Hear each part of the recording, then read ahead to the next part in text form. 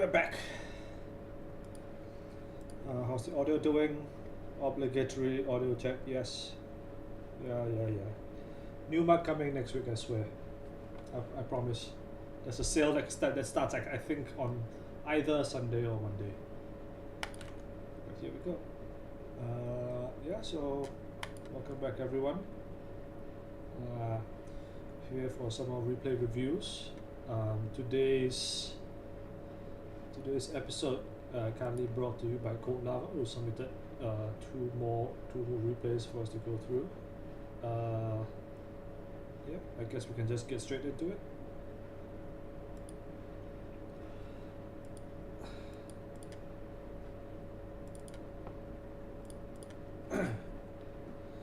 Right, so what do we have here? This is so Lava sent in one game or two games. Both were, I believe, Lat versus Alco. Let's click here. Lat versus Alco in the recent EMEA online megacity. This was, of course, the one that he ended up coming in second. So both of these were against Alco, and he says one game that he lost and one game that he won, and he'd like to take a look at both of them and see like what the differences were in approach and play style, and in general how to approach the matchup. And I think, like, as a mainstay of the court meta, it's probably good to have like everybody learn how to play against Alco. One moment. Let's put this over here. Okay, I think we can start. So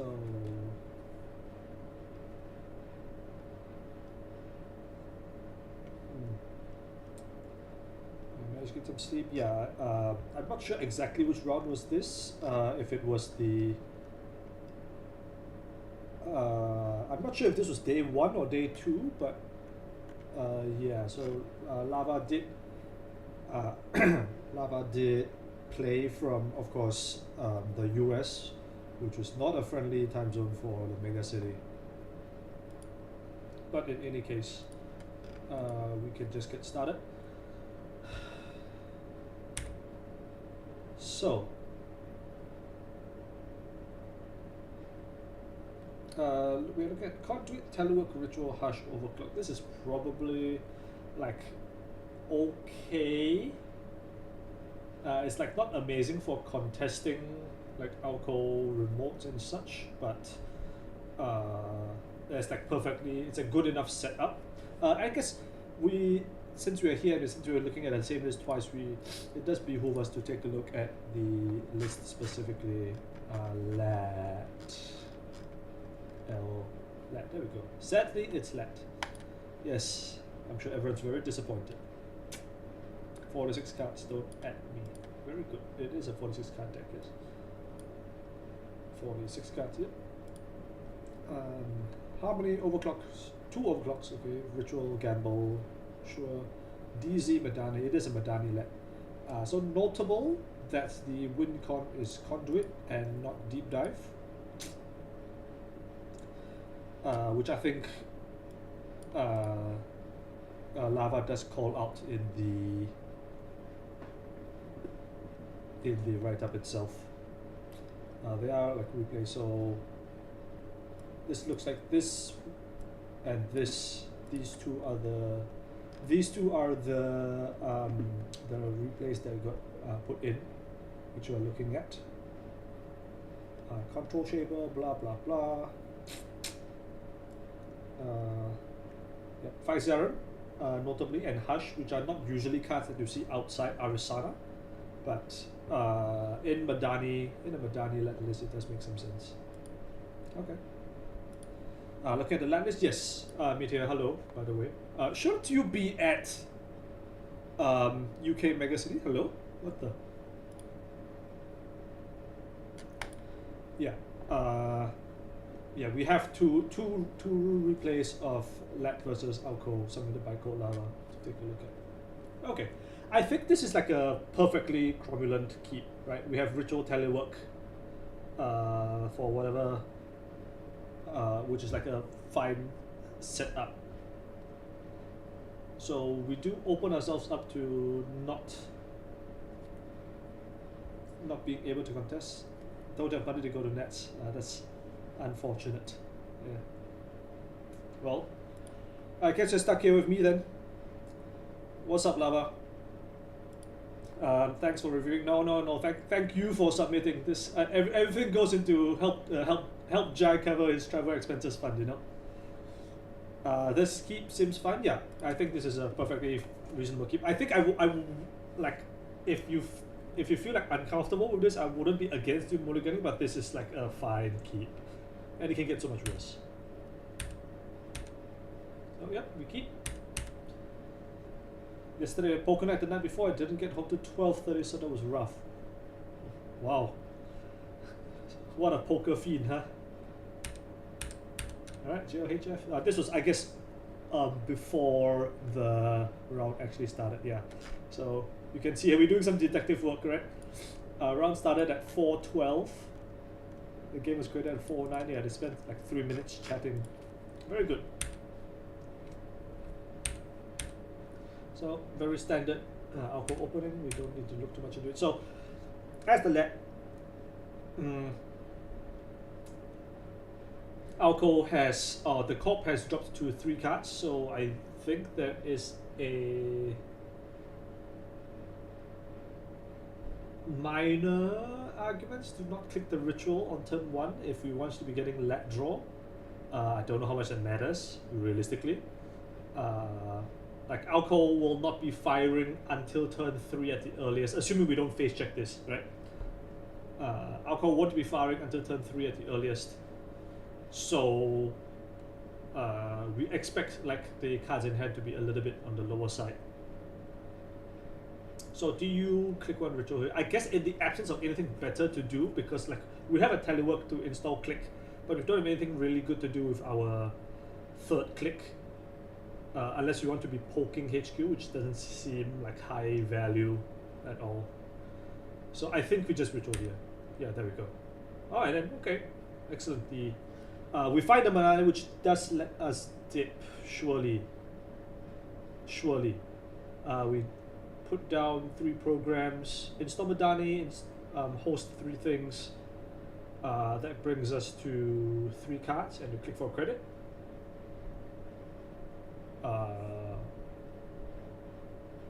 Seems fine. No? Okay.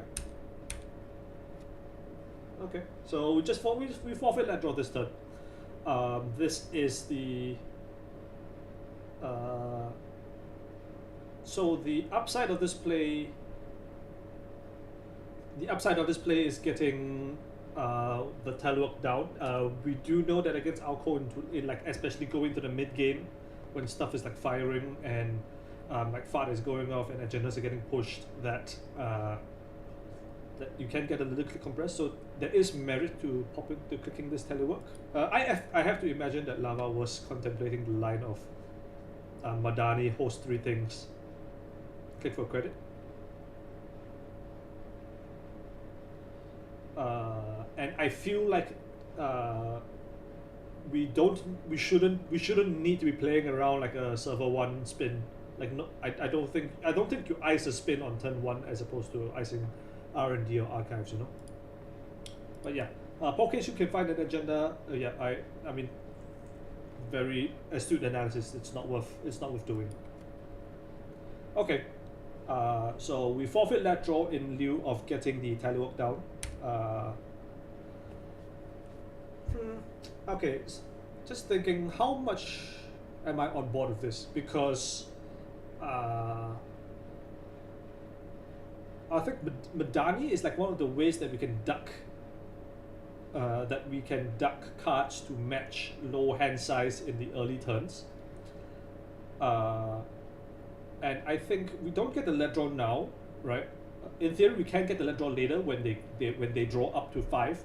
But I think the problem here is that Alco, on the turns when the ID in the mid game when the ID is firing, it is they are more often at 5 cards, and I'm not sure. I mean, of course, I don't have that much experience with Madani Let, right? But you might find yourself like ending up having to take like less optimal lines into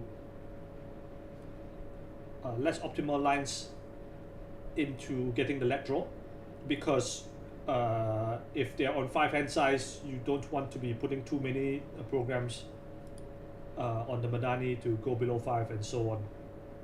So maybe in practice it works out and you're like okay and it doesn't matter that much, but this is my like first blush analysis of the play itself, and like how I see the matchup going moving forward. That being said, it's also worth, okay, I'm not actually sure if this was in Swiss or not, right? Or it's just on the cut, because if it is in Swiss, right, there is some value in concealing the fact that you're on Madani and therefore not on Deep Dive. Of course, hosting the convert is like a dead giveaway. So there is value there. So this, we don't need to like nitpick this too much. Okay, so cohort is going to burn the petty cache, obviously, blah blah blah. Click petty cache, install, and do we Hansi last click? Yes. Okay. So this lets us. This is the Swiss one. Okay, sure. So there's a slightly more value in concealing Madani, but let's not go to it. Okay, then. So we see here that the comp has gone to 0 cards to play around Let. That's extremely unfortunate. I assume we are resing far. There we go. What is our? How able are we to go to 0? I think about completely unable, I think is how I would put it. And of course, we can't realistically run out overclock anywhere. That being said, Anemone is kind of diffused, so if we find a damage solution, we would need both a Boto solution and both a Boto and a Saisantan solution. Anemone is turned off, thank God. But yeah, it looks like we won't be getting that draw for the foreseeable future, which is quite unfortunate. So telework, draw, neck is very nice. Do we just, I mean, install Knick-Knack, install Madani, something like that? I don't know. Like we could just put these 3 up, put this 3 up on the Madani and like be okay with that. But we have DZ Knick-Knack to tide us over. Econ wise.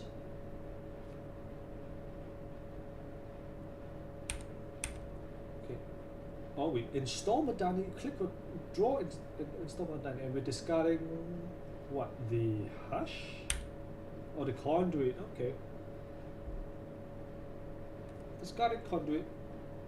I am a little curious about this, given that. Wait, hold up, we installed Madani instead of Fermenter? This can't be right. Is Madani that important in this matchup? Not really, but I mean, click compression is click compression, right? And you have it already.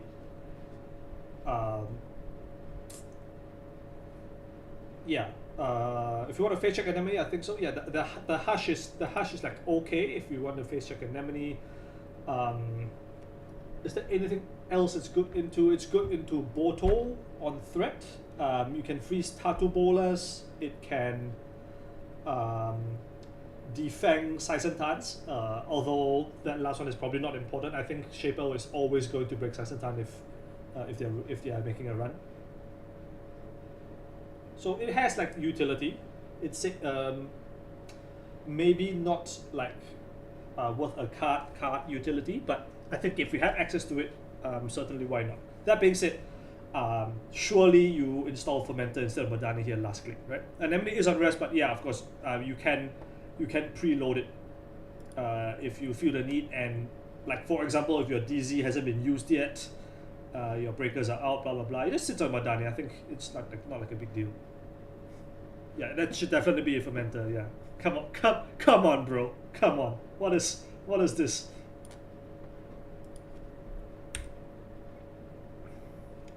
Okay, so we can go alco into cohort here. What was the? I guess we don't really need to know what the discard was, not from this perspective. So go Ice Archives, the classic play. Install with 3 remotes and still 0 cards in HQ. Yeah, this is like super annoying. And the FAT is still going strong. We will need breaker access. Like we need breaker access quite badly. What is our program tutoring? With 3 Muse, 0, 1 SMC. Okay, we will need to find one of those, like to contest the FAT before anything else happens. So we draw. I assume we just put 4 fucking things on. We just put 4 things on Madani instead. And then last click is either telework or draw again.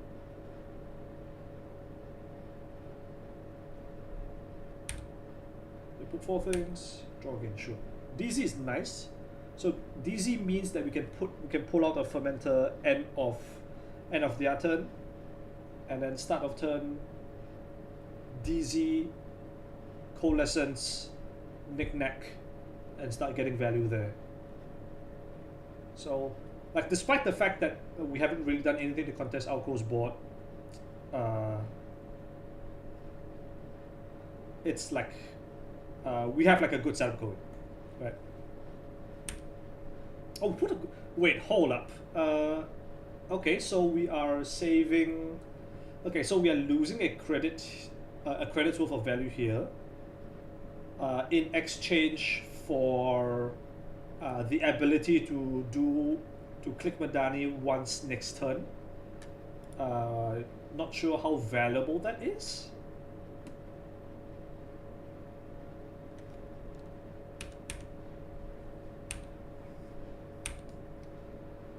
We'll see if this credit ends up mattering. So this is a mandatory draw. So of course this is the downside of emptying the hand, right? Because if Alco doesn't get a trigger, now Fermenter can go down opponent's turn. I was saying like delay the Coalescence coming down until the second DZ comes down, you know.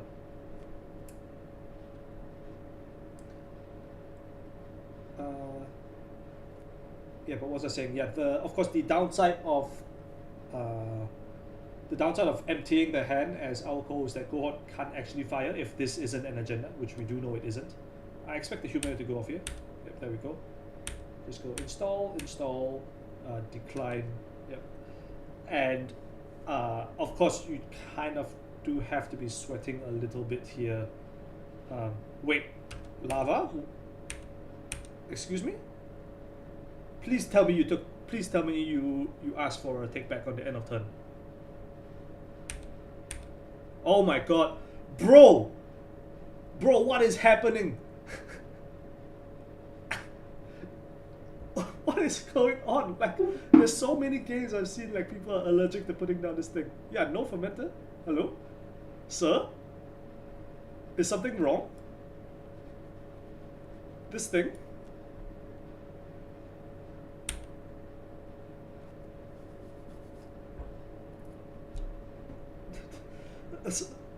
Lava, this I don't know about this one, brother. This one is super sus.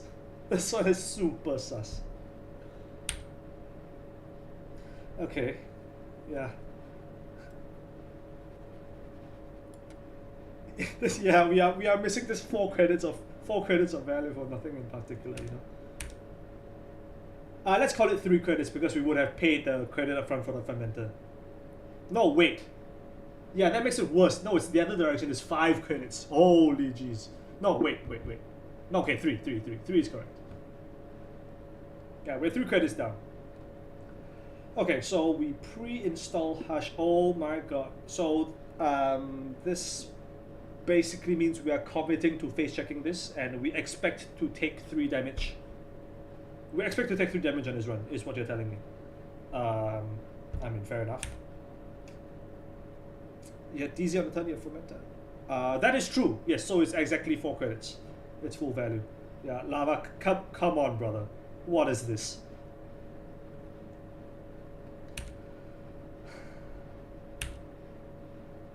Scatterfield, 0 strength, not that it matters. Okay.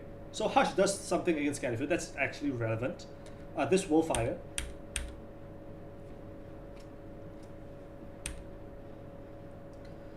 We run this. Oh, that's dangerous, bro.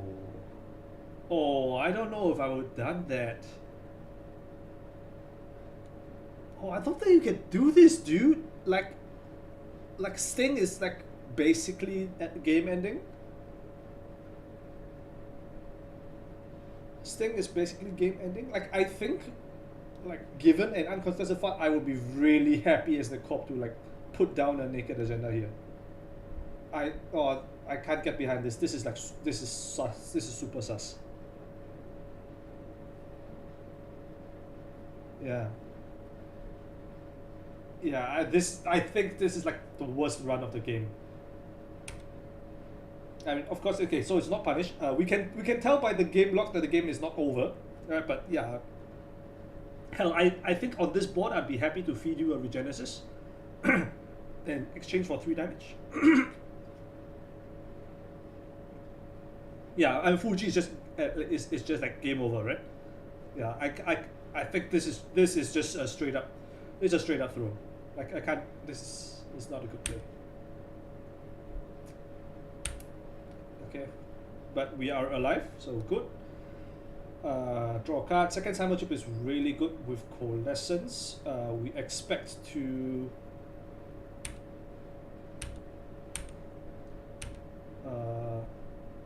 Okay, so Cohort the Sting. We are gonna get blasted in terms of damage here. Oh, this one is spicy.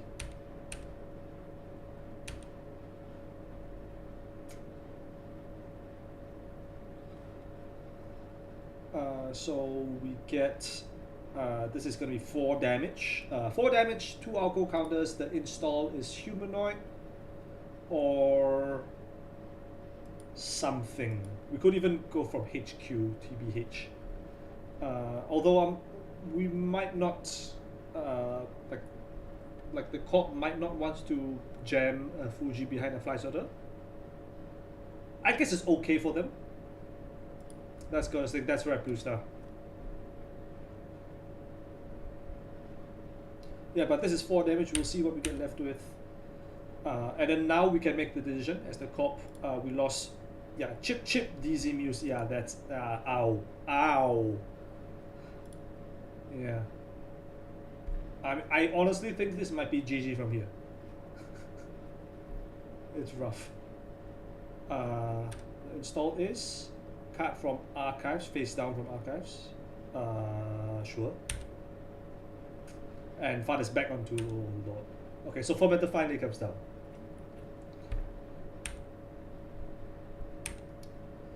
Draw.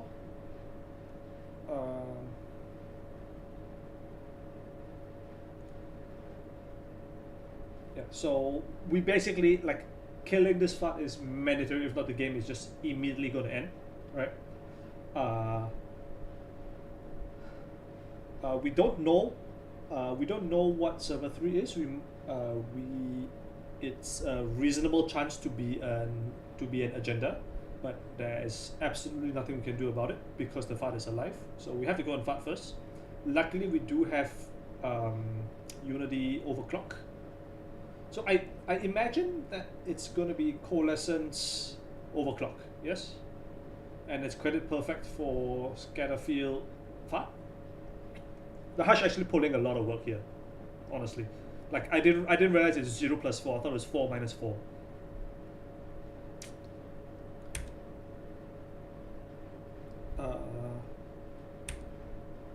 Oh, just overclocking. So that means we forfeit the. We forfeit knick-knack, which. I mean, so be it, right? What can you do? Oh, we don't forfeit. Okay, we sell the tele. Okay. So this. It was click for 3 or clickless credit and draw. Okay, that's fine. And that lets us. Yeah. We knick-knack the tele. Sure. It's not like the biggest. It's not the biggest value upgrade in the world, but it's good enough for our purposes. And now we get a very clean end of turn. End of turn. Sorry, not end of the last click. Last click Madani.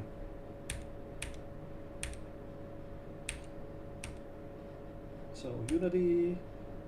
We break. So we're paying 2 real credits. Acceptable. Oh, we draw. Wait, hold on.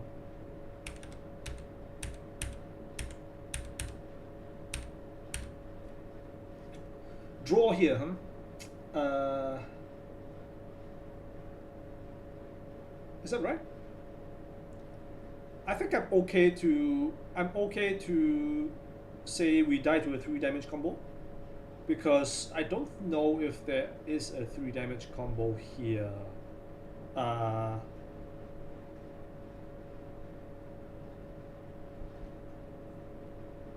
Because we go to we go to 2 cards, right? We have click 1 ritual. I get that it's definitely spooky ending on 2 cards.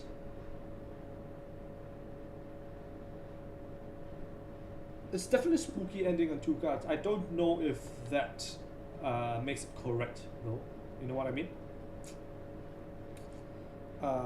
Sting only does 1. Yes. So again, this is a Swiss list, right? So we don't know the total damage output. So in theory, right, if you don't know the opponent's range, there can be if server 3 is if server 3 is, for example, a Reaper function, right, then it's like really bad. If that's a spin, we don't know what 3 is, right? Like the game ending, card here is Reaper function, so that's the card we are playing around. But even so, we would need to find 1 more damage. We would need to find Reaper function into I don't know, blood in the water fart, something like that. Fart Moonpool Sting. I am not worried about it, given we have 2 farts. Like there will need to be exactly there would need to be exactly fart, Moonpool, Sting plus enough agendas to feed to the fart in the top 5 cards. So I'm not playing around that. So the only thing we're really playing around is Reaper function, and I think the odds of us seeing a Reaper function, given that there's a powers, is much lower. Because like this is EMEA. We are coming out of APAC, and APAC, the powers list was my list, right, which didn't have any Reapers. So if we have like some read on opponents 49, we can afford to not play around Reaper. And if we are not playing around Reaper, then we just drop these 2 on Madani and say, you can't kill me, I will get my let draw for the first time this game. Hello, Supernaut. Good evening. Yeah, so I think I would Madani here. What's up, Wacko? Yeah, so draw here, almost certainly. Incorrect is not the wrong word, but you are playing against something that I think we evaluate that we don't need to be playing around. Also noting that the fermenter should be on 4 and not 2, yes? Okay, blah blah blah. We are making a 4th server. Jeez, okay. Okay, so we have no actions before start of turn. We are obviously going to ritual. Gamble SMC Muse. This is not bad, surely. Um, Given that two farts are in the bin, I don't want powers that be fire getting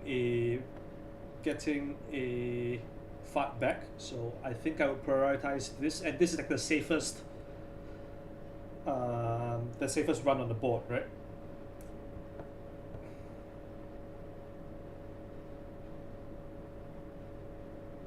So what's the play here? We have ritual. Can we go Madani? Madani 4 cards, pop fermenter, run powers. We would go to 3 cards after the thingy. We go to 3 cards after knick-knack. We knick-knack coalescence, of course.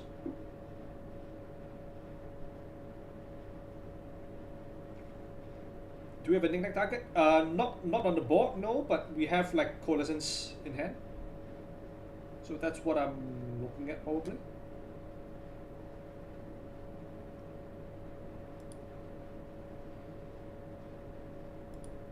Yeah, I suspect.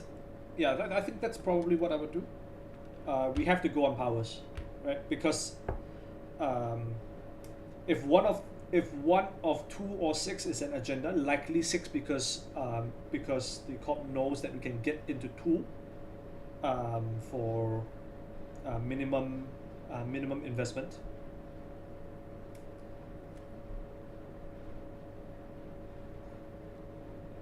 Yeah, so I think it has to be 4 Madani 4 cards, pop fermenter. Again, we are missing 4 credits of this fermenter, but we've gone over that already. And last click clear powers and get our knick-knack value off of Muse or Coal. So we go 3. We are leaving 1 Muse. This is for safety purposes. I do think we are playing a little bit too safe. This is the second instance that we are playing a bit too safe.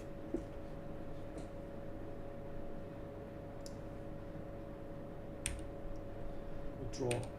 Wait. Sir, if we're going to draw 2 cards, if we're going to click to draw twice, why are we Madaniing first? Excuse me? That's just bad practice. Hello? Okay. So I will cut you a little bit of slack given that it's given that it is 4 a.m., right? I will cut you a little bit of slack, but come on. This is very unprofessional. This should be here, you know? I should be seeing this.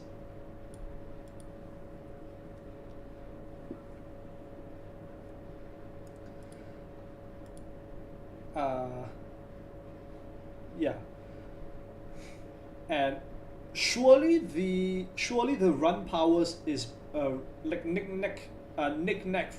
Sorry, install coalescence of Madani and knick-knack run the powers is better than click to draw, right? Like with double Muse, we have like enough knick-knack triggers to drip feed for the rest of the game. So I'm not concerned about this. Oh, no slack. Okay, well, I guess I guess it's I guess this is permission to put you on full blast, eh? Yeah, I think you have to kill these powers because like getting a fart back is like really terrible. You can contest 2 alternatively. It costs 2 credits more and it's an unknown. Odds of it resulting in damage to you is low, which is good, I guess. But yeah, because we can't get into because we are unsure of the contents of server 6, I think we have to go on powers. Yeah, but yeah, I think we're playing like way too passively here and not using our once per turn resources. Yeah, we do pull out the coalescence, but we ended up not knacking it. Yeah, because we have Muse SMC, I don't see a reason not to continue farming that value. So here comes alcohol, and I expect this to be a longevity score. Oh. Excuse me. Hello? Janet? Oh. I might have lost Janet connection. Okay, I guess we gotta go back in. That was a jump scare. Okay, where were we? Turn 5?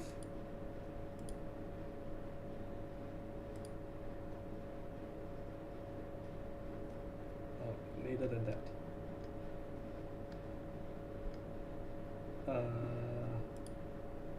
Bottom of 6. Okay, start of turn 7. Here we go.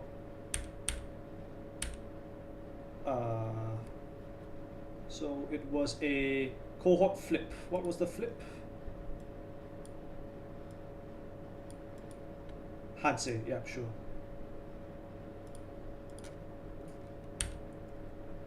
Petty cash. So advance. We know this can't be a regenesis, thank God, because the alcohol did trigger. But longevity, okay. So if we trash a card from HQ here, we will get an alcohol counter and another trigger next turn off of the cohort. So we'll see what happens here. We will trash one card and shuffle back Fat, Hansei, and face down. Okay, and I assume Powers is pushing Fat back into 6. There we go. Simple. And we do have a click left over. Good grief.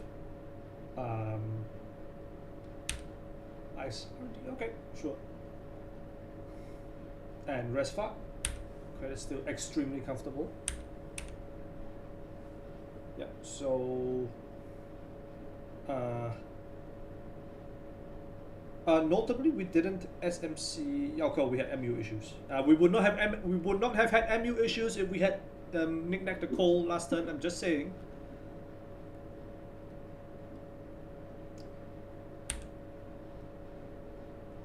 So we go chip. Okay, so what is priority now? Priority is going on. We need to go on Fat, and now regenesis is lethal, right? We are in regen Fuji range, so we might want to start clearing the board or clearing archives. You have to do like one of those two. The Fat is at this point going to be a distraction. It is an effective distraction and someone you have to deal with, but at the end of the day, it is not what is going to lose us the game. What is going to lose us the game is a regen play. Okay, we go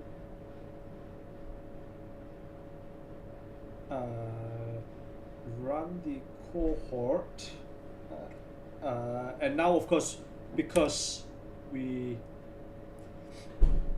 have knick-knack now, we knick-knack the coalescence, and now we have MU to SMC a breaker solution.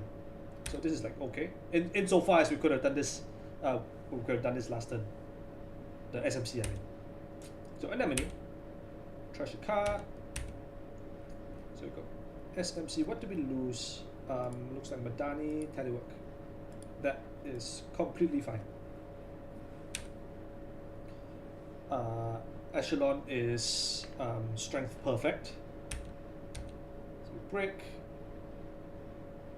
And it's also credit perfect to get in. I assume we did the math. I am assuming we did the math on anemone.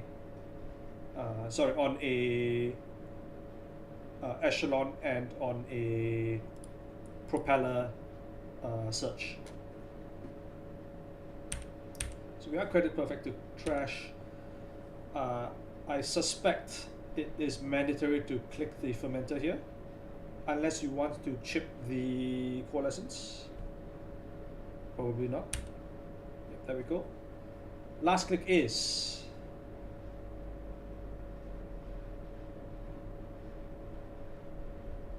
last click. I kind of want to go on Fat.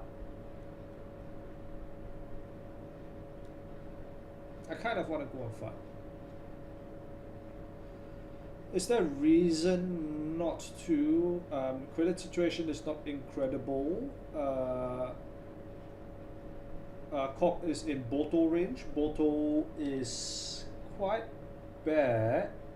We would somehow still not be able to get let draw. We haven't gotten let draw once this game, by the way. I would draw a card. Okay.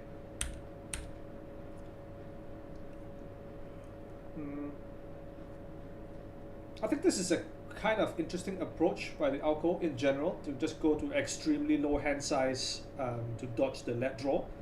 I think it's definitely playable that the way that they're currently doing it, but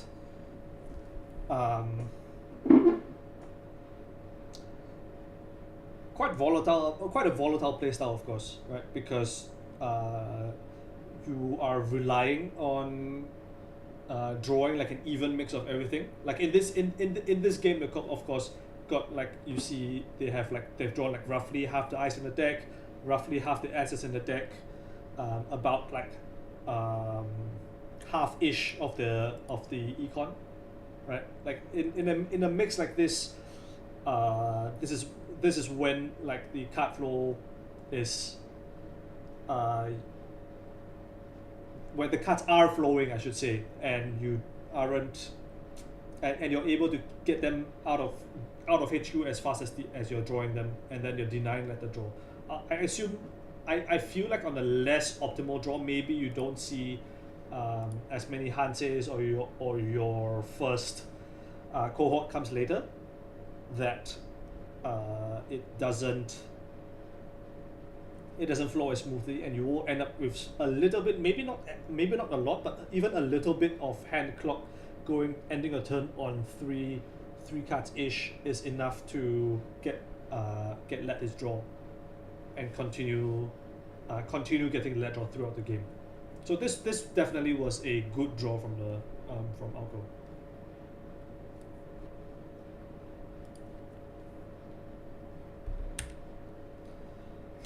So we go draw. No cohort anymore, of course. We are still losing to Region on board, but we haven't lost yet. So we are currently fine. Do we see a hybrid? Yes. So hybrid goes down. We get a powers. Yeah, this naked powers has been uncontested for 2 scores now. Unacceptable, sir. 2 damage, and we install a face down. This is a Fuji. Damn. Okay. Yeah. So we are of course threatening the Moonpool triple advance, and we do have an Alco counter, so we can find and a Spin Doctor, of course, so we can find agendas. So now, even more so than ever, we need to be finding. We need to be cleaning archives or cleaning the board.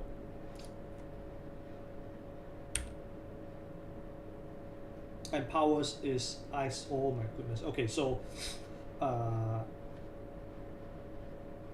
yeah, so this is a decent signal of another agenda push. It's either Fuji or Regen Fuji, right? We don't know exactly what the range is.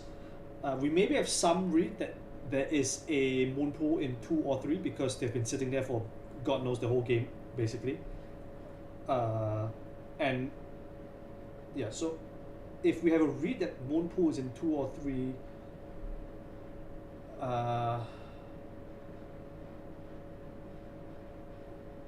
there's a fart, so you'd like to switch out. Oh, exactly, right? So this is worth 4 damage on a check, and Lat is currently only at 2. Yeah, so I mean on this board, yeah, it's extremely difficult from this point. We have Spin to maybe deny Lat draw. Moonpool burns like agendas that you draw. There are 8-ish agendas left in the game, and between Alco, Spin, we probably will find some number of them. Of course, we don't know how many there are already in archives. Yeah, this this powers naked sitting here for 2 scores is kind of unacceptable, honestly. Okay, we gotta get a Muse Coalescence. Yep. Presumably we are running somewhere. We have to draw like at least once.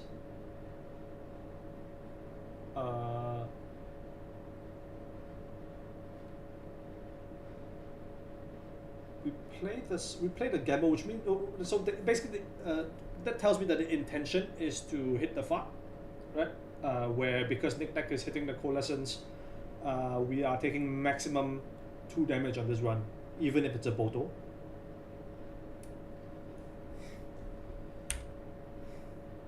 So we find this Rising Tide, run this, draw.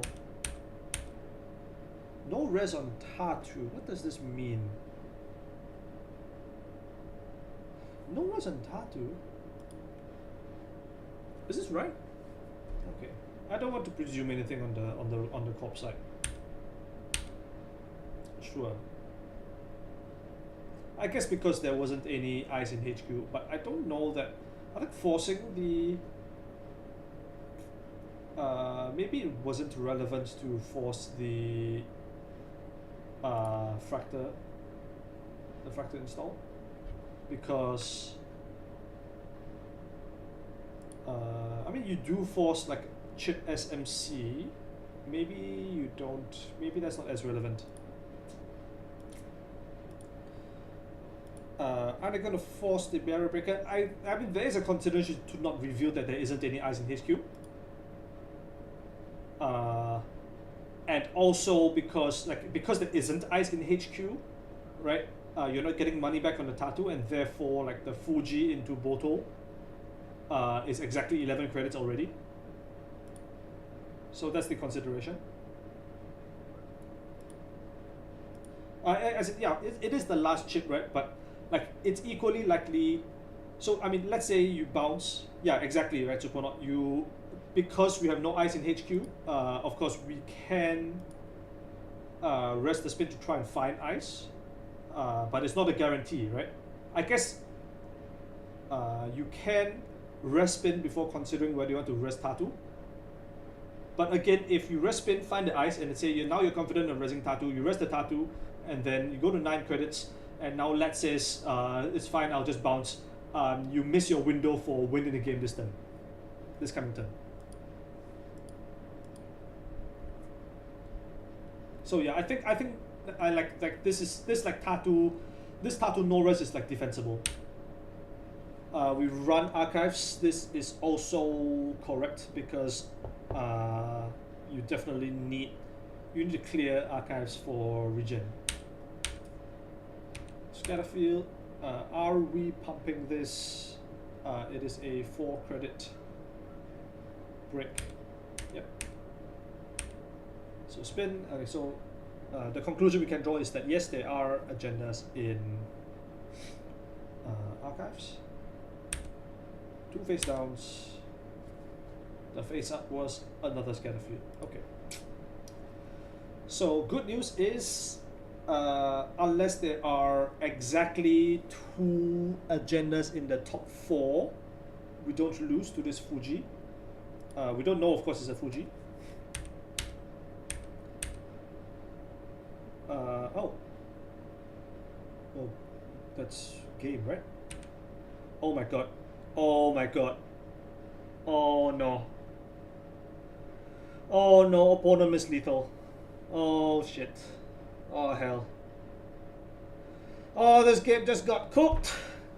Okay, I mean the game's not cooked. I mean it's still like 90% core favorite at this board, but oh, we miss lethal. Oh, brother, what is happening here? Oh no.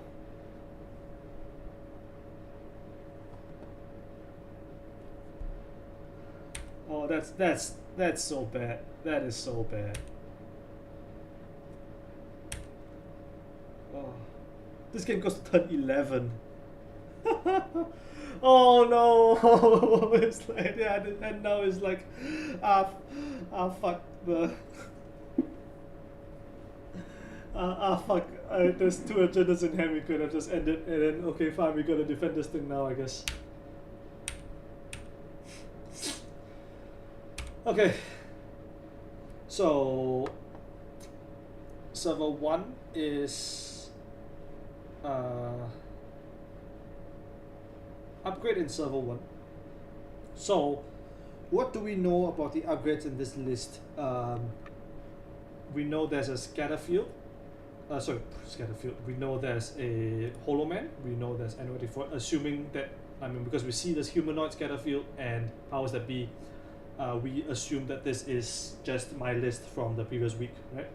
And then because of that, upgrades are Void and Hollow Man. Yeah, they definitely tunnel visioned, right? I think they forgot about like the moon pool play.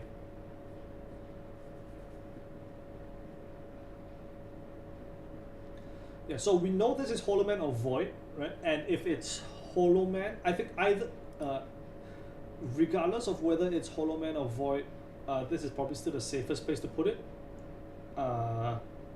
We expect that this ice is a big ice, right? Boto or Vampiro Nasa, something, or Atini, something big like that. Yeah, Daniela. Yeah, it's either defensive upgrade or Hollow Man. So what can we do about this? The play is probably install run. I mean, what can you do, right? Maximum damage is 4 from outside Anemone and a Fuji.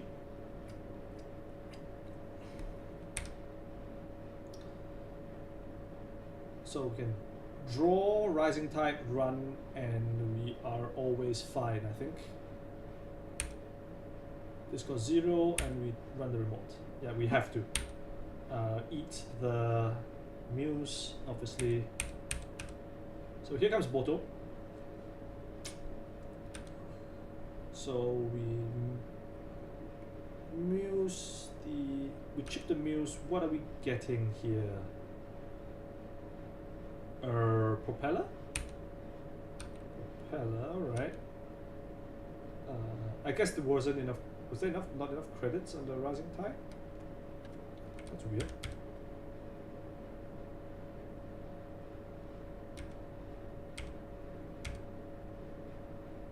With 10 credits, so this was 8, 9. This is 9 credits to get in. I suppose. Doesn't mean I have to be happy about it though. I mean, we could have chipped a Coalescence.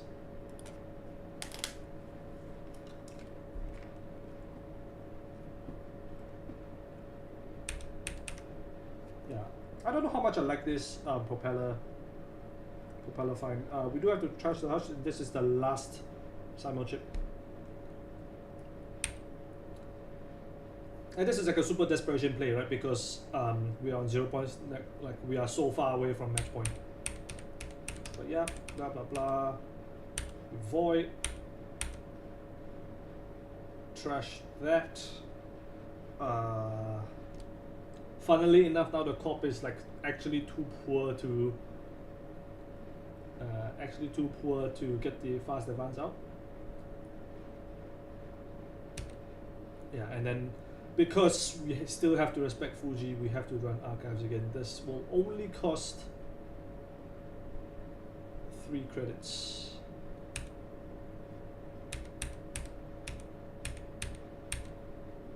We moon pool, okay. Yeah. Yeah, this is like, I think, almost the point where we realize that the corp, if the corp hasn't realized that they could have ended the game in the previous turn, they definitely haven't realized now. Muscon opponent's turn better, possibly. Yeah. So Sting takes 2 out. Still no lat draw. I think we got 0 lat draw the entire game.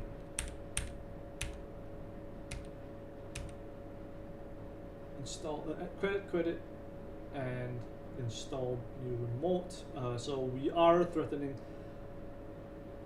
We are threatening the triple advance next turn. I don't think there's anything we can do about that at this point, because no, I guess in theory, if we force another void, they go to 2 and they can't. Of course, we don't know that this is cohort, right? But we can't play around that at this point. So we run HQ, eat propeller, sure, whatever. Probably no rest here. Rest Tattoo, and this is fine. Excuse me. We can't break it. Yeah, we shouldn't break it. And we run R&D, nothing, draw, still no lat draw, oh my god. Okay, then cohort, and this is probably, is credit perfect. Yeah. It took 2 turns longer than it needed to, but it's GG. Very good. Curious why I didn't fetch Azmat. I don't think Azmat was ever a consideration. I don't think it was needed. Yeah.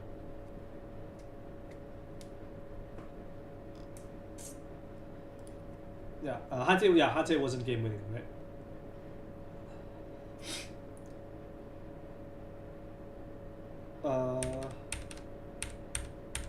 Yeah, lost these ZMCs, blah blah blah. Yep. So I think takeaway from this game was some shocking mismanagement of like knick-knack triggers. And therefore MU and like therefore ability to get into servers at critical times. Powers that be is like a kill on sight, right? As long as the game isn't, as long as you aren't on match point yet, powers that be is kill on sight.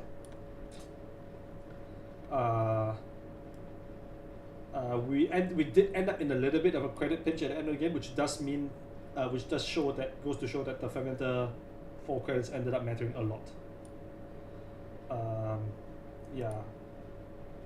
And I think matchup specific wise, bad early play, and this powers that be got like 1 more trigger than it should have.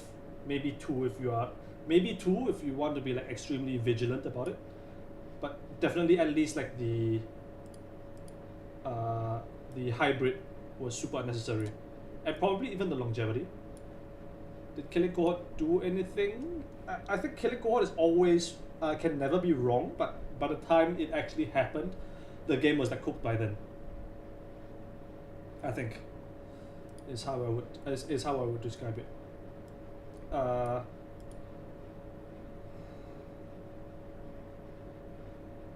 Yeah, the fermenter not coming down, and there was one other thing. Oh yes, specifically over here. Yeah, so we killed the fart, right? And that's like fine. Yeah, and I think over here, like this comes down to like knowing your opponent's range, again, right?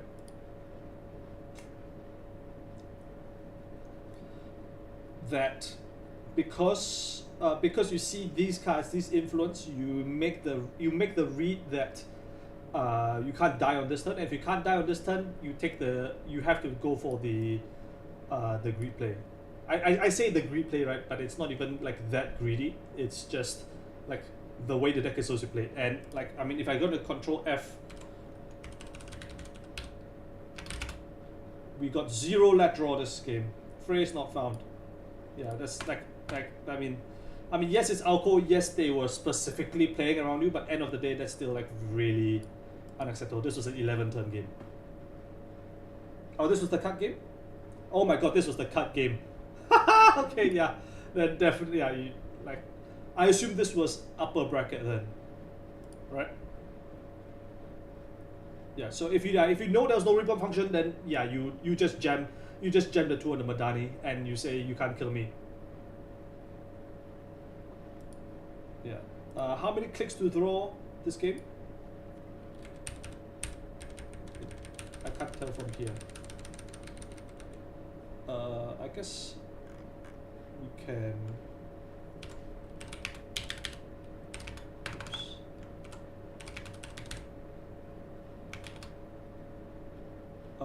Runner basic action. Runner basic action card. Let's control F this. We click to draw 15 times. Brother, we are playing Shaper. That's like illegal. That's illegal. We are playing Shaper. Yeah, we can't do that. Yeah. Yeah, I think like we had to be a lot more efficient in our use of the knick-knack and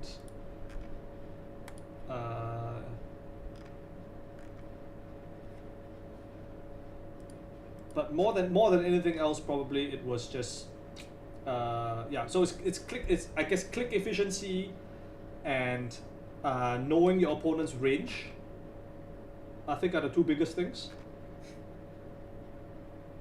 Yeah, I think that's like the biggest thing you need to work on, right?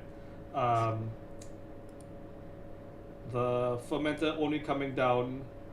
Like the fermenter went down on the Madani one turn late. It could have been installed turn one, but it only went down. It only came down. The Madani only got loaded start of turn three, and then even on the turn three, it didn't get. I believe. Okay, it finally got installed turn five. My God. I think we saw one nuka, right?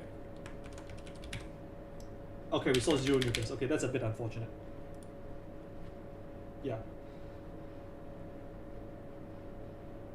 Yeah. Oh, this is first round of cat. Okay, sure. Yeah. Yeah. So this fermenter. This fermenter was. We found the fermenter on turn one, but we only installed it turn four. So that's like really unacceptable, right? Especially if we know this is a matchup where we need to be like when being able to have the liquidity to contest things is important. Yeah. I guess that's this replay. I hope that was useful. We'll be looking at the other one in a couple minutes. Let me go and grab something to drink first. I'll be back very soon.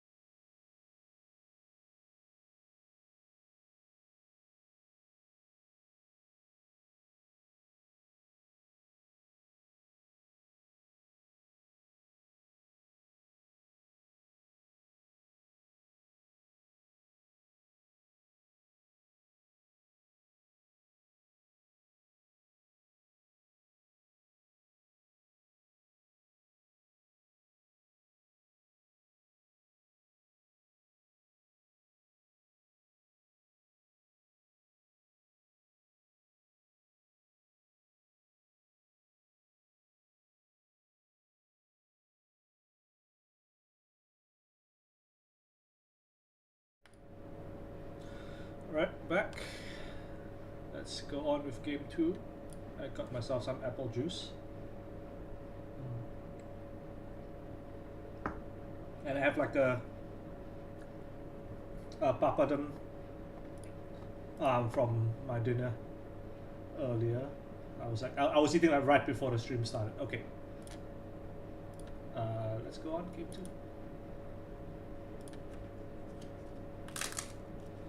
And this one is also against Alco. So I assume this was in the cut. Oh, we can see the opponent's promos. That's kind of cool.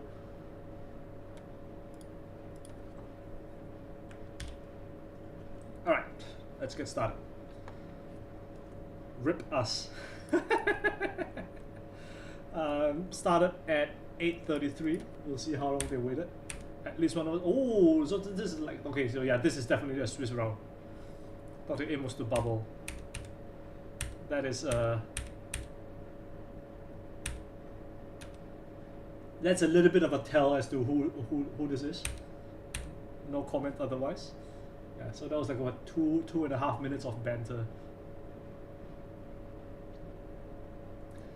Okay, I guess we should actually take a look at the hands. I see a Samak, I see a Blador, so already we know that this is a different version, right? Azimat, DZ, Nuka, Chip, Echelon. Wow, like these are all like really good cards that don't say gain credits on them. A little bit of a problem.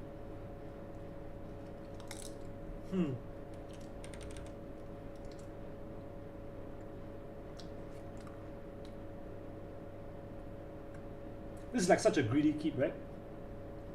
Because if like a Nuka doesn't find money, we're kind of cooked. I mean, we have DZ Azimat. We can like if it's like a ice lighter build, we can keep up, but probably still a mulligan, I think.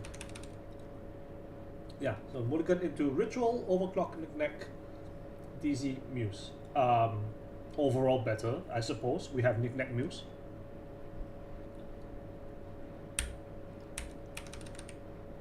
Okay, so they go Mando, install, and new remote. Very good. So what's the play here? Again, we are thinking about if we want lat draw. So there's a chance that server 2 is a spin, so we may not be able to get lat draw, right? We can ritual. Can we Knick-Knack? So we can Knick-Knack. So we can go ritual into Muse Coalescence, Knick-Knack run. We can do that. We can also DZ Muse Coalescence, Knick-Knack run. Can that ever be correct? That is in theory getting us lat draw. So I don't hate it actually.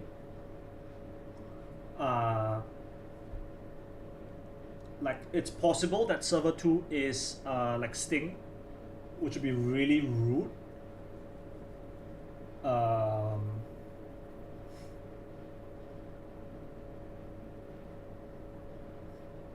This one it might end up being DZ dealer's choice, right?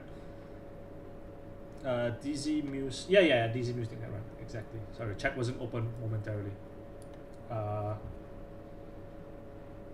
Yeah, DZ Muse Knick-Knack run is fine. Ritual Muse Knick-Knack is also fine. It's a bit. It's the less greedy play, right? You get blown out less by Sting. So either is fine. Okay, so we start with Ritual. We draw Chip, Hush. Hush is like okay in this matchup, I guess.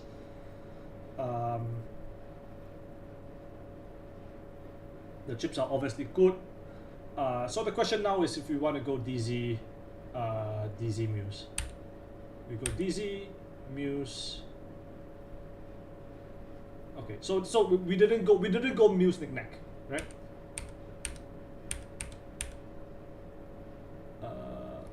attacking for net damage. Yeah, a little bit of banter in the chat. And we go knick-knack and pass the turn, no let draw. But the setup, so I mean, I think this is like more forgivable, right? In Swiss, where it like deck lists are definitely closed, and more so than the list, you don't know what what kind of play that your opponent wants to be on. If they have like table snare or whatever bullshit, you don't want to be running last click into that. So I think this is like perfectly justifiable, even if you don't get let draw. That makes it you definitely have to go to let draw if you want it, right? Okay, so we do get one Bladderwort trigger. We do get Alco this turn. Not bad actually. Okay, blah blah blah. We're going install, and credit. Res fat. Sure. That's fine. Of course, the thing is now Bladderwort isn't firing. Maybe you are still incentivized to get rid of it anyway.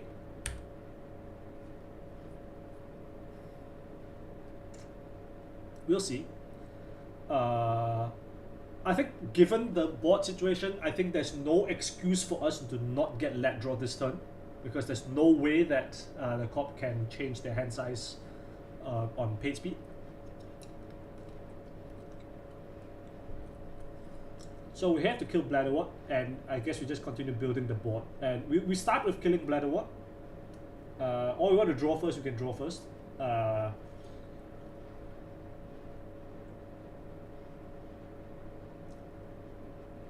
What do we would want to draw for? We want to draw for Azimat. SMC for Azimat, whatever.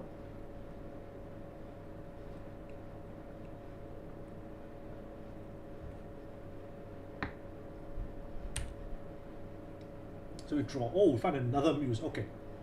So this is yeah, we have like run econ for days, right? We just make one run per turn. Then if we put Azimat down, like we are set. I guess we may not always be able to we may not be given the time and the space to get an Azimat set up, but even if we don't get Azimat, we are like super comfortable, I think. So we eat this, find Echelon. Oh wait, we're running the cohort. Okay, hold up. Huh. Is this right? Like this is the play that says we never die to Sai Santan. And if we never die to Sai Santan, I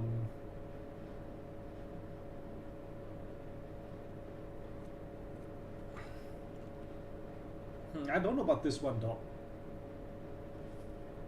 How good is face checking here? Like the cohort is like the gas.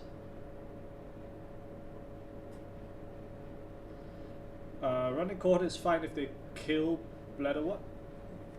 Yes, but I'm thinking about the face check value, right? Because like if for example this is an anemone,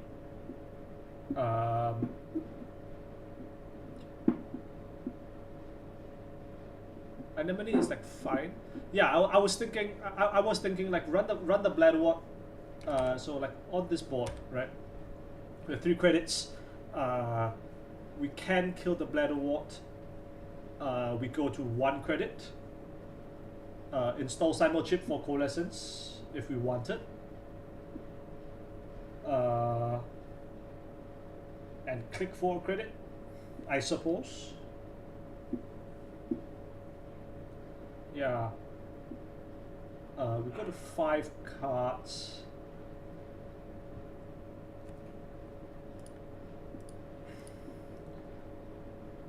We would have 5 cards in hand and 1 credit after killing Bladderwort on click 2. We would need to install Simul chip, chip the coalescence back, and then install the second Simul chip to get let draw. Oh no, wait, no. We just install Simul chip and click for credit, and we get let draw. So I think, okay, so I guess that is like the play if we don't want to contest cohort. So what happens if we don't contest cohort? Sorry, what that happens if we don't if we contest bladder what? Now we evaluate the running the cohort line. Our the phase checks are Saisatan is the big one. I think Saisatan is the only one we need to really evaluate. It's Saisatan or barriers, right? It could be like diviner or whatever, right? That's like I think kind of immaterial.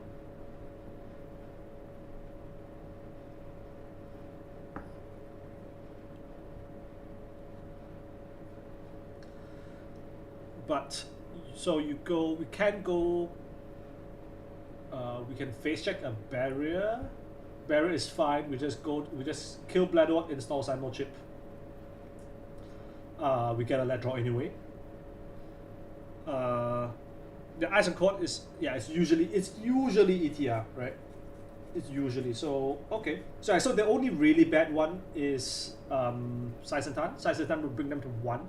I guess the problem with face checking Saisantan here is that we cannot kill both cohort and Bladewalk if it's exactly Saisantan, because we're on exactly 4 credits and the overclock more likely than not gets kaboomed. Unless you want to say we eat the Saisantan, they go to 1 credit, we lose some amount of cards, we trash cohort, click for credit, trash Bladewalk. But that seems bad for other reasons. But I suppose that was the price that we were willing to pay.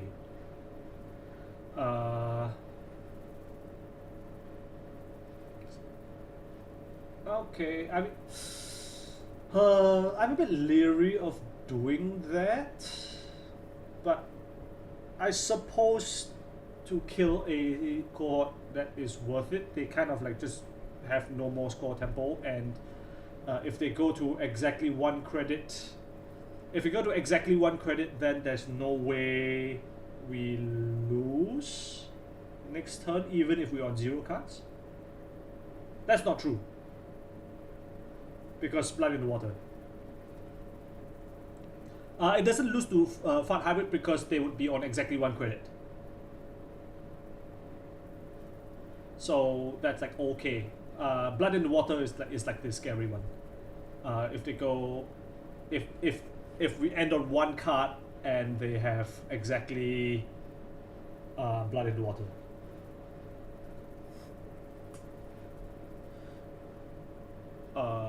I guess if we don't want to play around that, then face checking is fine. And sometimes we just end on 2 cards and we never die to Blood in the Water because they're only 1 credit. So sure, whatever. We face check, we bounce. So we kill Bladewalk, install Simul chip, and we are super happy. Oh no! Okay. Oh, that's nice. We choose to go on Fart instead of Bladewalk. That's interesting.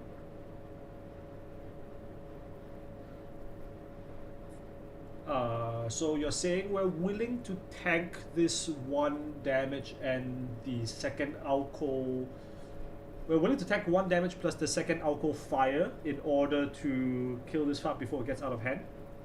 Of course, we don't know what the ice is on the Fart.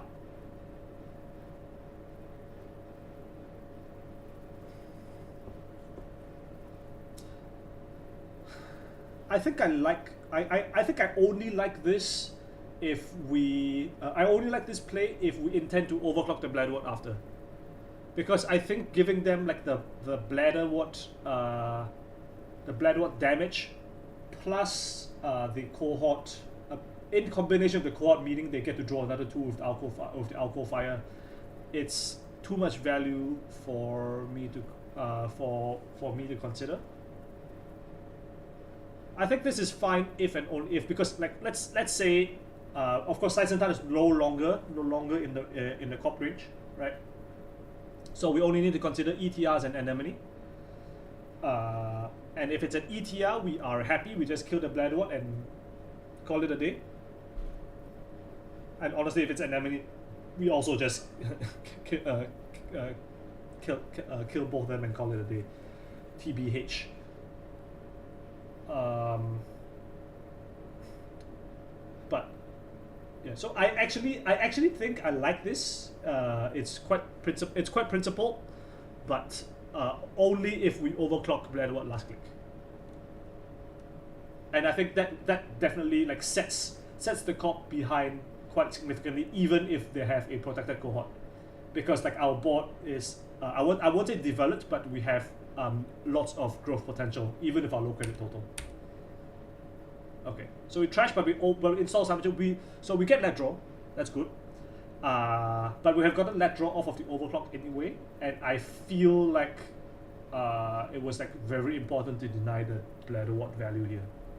So I don't like this part.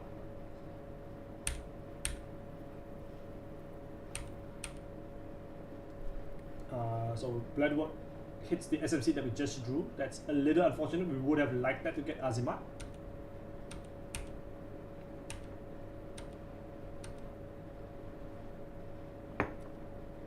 So we go petty cash, install. We are on 8 credits now, so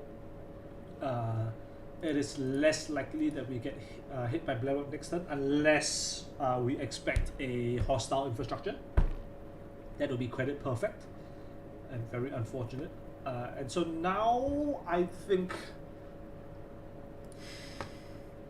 we can't contest server 3 anymore, right? Oh wait, they haven't like, oh my god. Triple install. What is happening? Okay, so back on 4 credits. Yeah. With run basic confirm news and Simon in hand as long as we protect the hand. So I mean I completely agree. Yeah, I think it's important that we just deal with the board. Bladeward is already showing that it's like a more standard it's like the classical alcohol build, right? So what is the priorities of this board? We are on 0 credits. We can go up to 2 with a Muse, and then we can chip the Muse Coalescence during the run to gain another 2 credits. So we will be up to 4 on the Bladeward run, which we can trash. We will get a card draw. Okay. So we go credit overclock. And we overclock Samak. Wow, okay, so we're really prioritizing the cohort, huh? I don't know how much I like this. I don't know how much I like this. We are using Muse. So we're using the Summer chip to grab SMC. No, we are using the Cyber chip to grab Muse SMC, then SMC for Propeller. Interesting. And the theory behind this is the theory behind this play is you don't believe that there's a hostile infrastructure on the board, or you don't believe that the corp is capable of ducking this bladder, so we want to leave the bladder. And the priority is dealing with this cohort before the board spirals out. And it's currently the only visible source of alcohol counters. Okay, I don't hate that line. Yeah, I kind of like the line actually. So we go Muse, we draw Coalescence, that's quite good. So I assume we're going chip Muse SMC Propeller. I don't know how much that costs, but we have overclock, so it's fine. I assume we've done the math because you clicked for credit. I'm not doing the math. Muse. Wait. Propeller. Oh, we're just going to Propeller directly.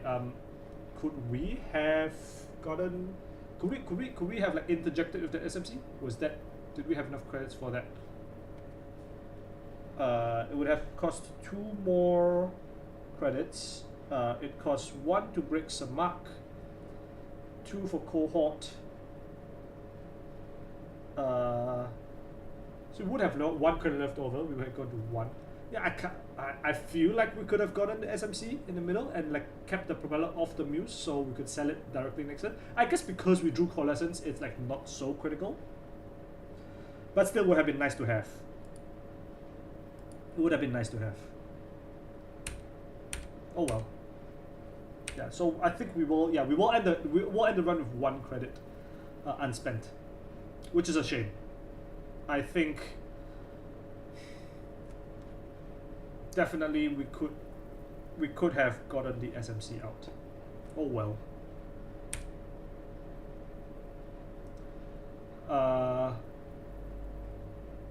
What is the play here now though? Draw a card, install Cyber Chip. Oh, with Chesvi, okay. Yeah, I forgot about this. We are a Madani deck. Okay. So let draw unless spin. Okay, there we go. And there's another cohort. Blah blah blah. So install another card here. Install install. Icing the cohort. Okay. Sure.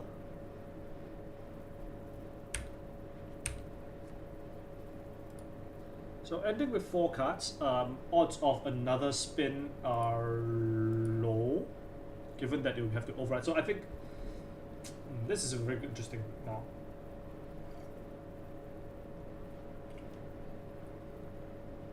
What is so this Samak that's just sitting around not doing anything? I feel like what reason would the cop have to leave the Samak empty? It's a good question.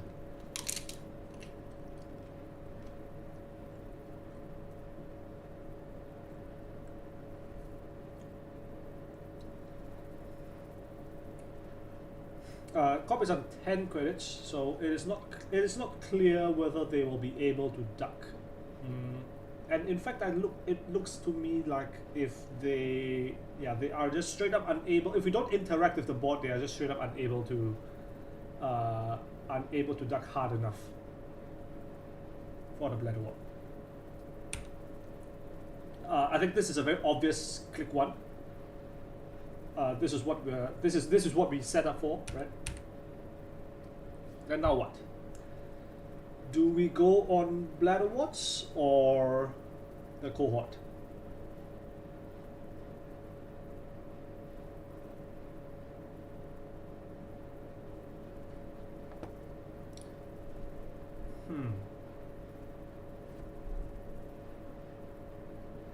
We have 4 credits. We have 6 credits effectively after on the knick-knack run. Do we want to face check this? The cop doesn't want to get ice stuck in front of Bladder hostile once with a quad agenda. Yes, so that's possible. Although you could argue that hostile is a valuable enough asset to stick behind the Samak.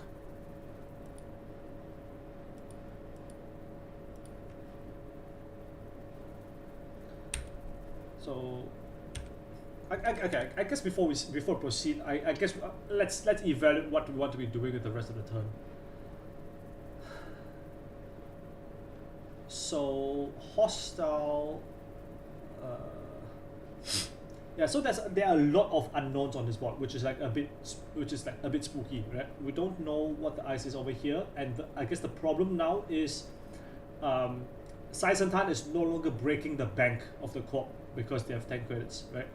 And if they have any other resable on 3, 6, or 7, unlikely to be 3, right? So 6 or 7. If they have any other resable on this board, they are able to duck for Bladderwort, which means you need to go on the Bladderwort if they res a chunkier ice on 5. So that's making me a little bit leery of checking or face checking this cohort, and I think I would give the Alco counter this round and like continue setting up. It's like pretty important to get this echelon down before like some bullshit happens. So that might probably be what I would prioritize. And getting lateral, of course. So we draw Harmony. How good is that?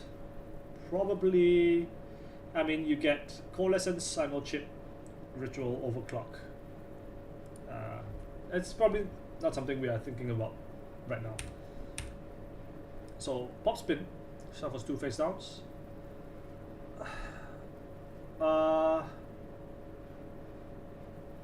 What is happening here? I really think I want to kill this Bladder Wart, but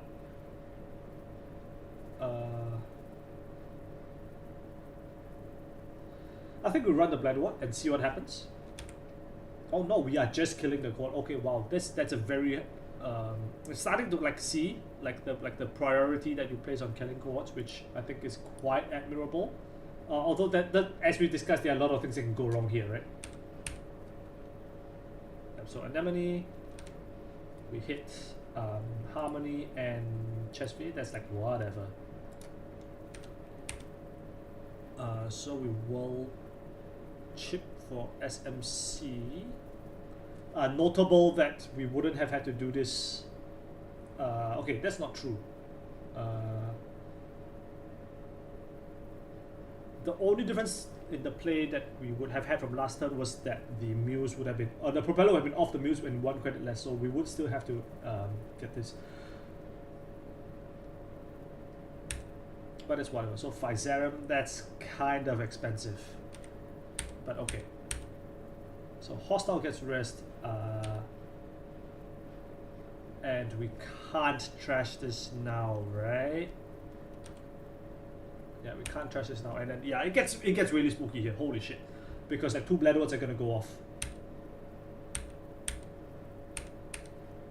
Yeah, ow, ow, yeah, yeah. It is starting. It's ooh.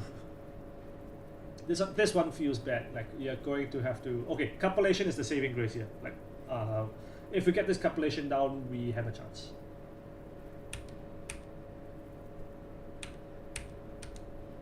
Install credit. Sorry, install advance, and we ice the hostile. Okay, yeah, that is bad.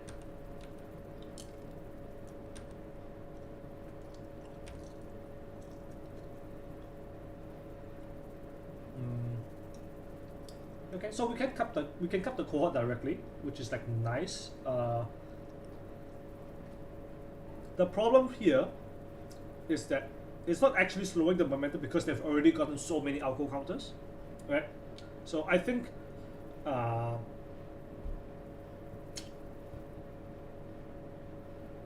part of what I'm seeing here is that you have this priority of killing the cohorts like as like #1 S tier priority, which I think I definitely can get behind, right?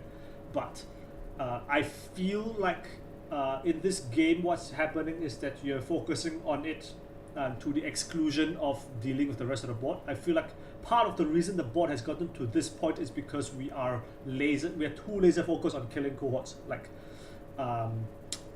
on the turn where we could have overclocked this Bladder Wart and still got let draw, I think that would have like ended up saving us a lot of trouble down the road. That's how we landed in this position. So we're bypassing, we yoink the cohort, and that's like okay, but we are not solving the problem yet. So draw, we did eat the Propeller, so worth noting that if the Propeller was off of the Muse, we would still have a Propeller and still had the same credit total because we have eaten the Muse instead. Just an optimization point for next time. So draw. Ritual is really good.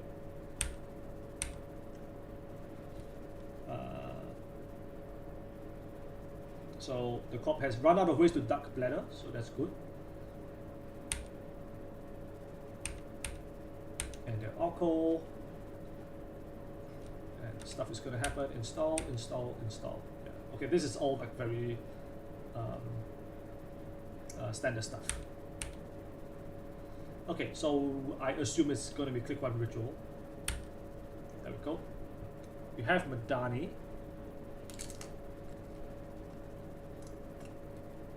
And we have 4 credits on the run, but not a lot of stuff to do with it.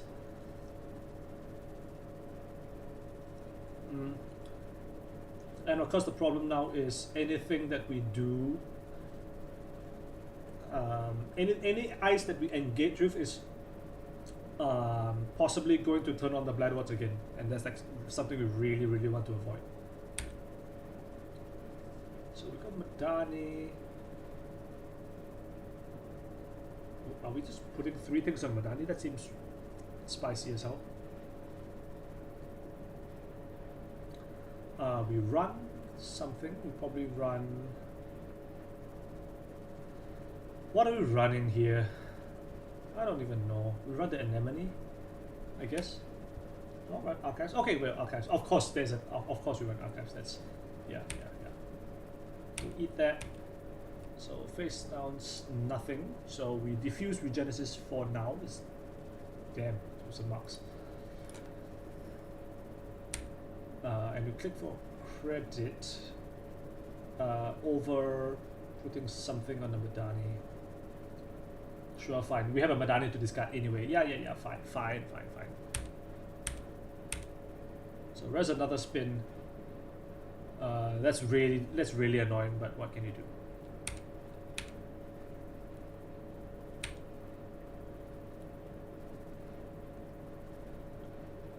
So we Ladder Walk, blah blah blah. I'll go lots of cards in HQ.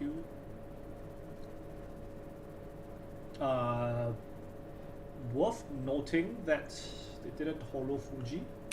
Interesting. They click Petty Cash. That doesn't seem very good. Ice Archives and click for credit and discard. Huh. The discard is really sussy.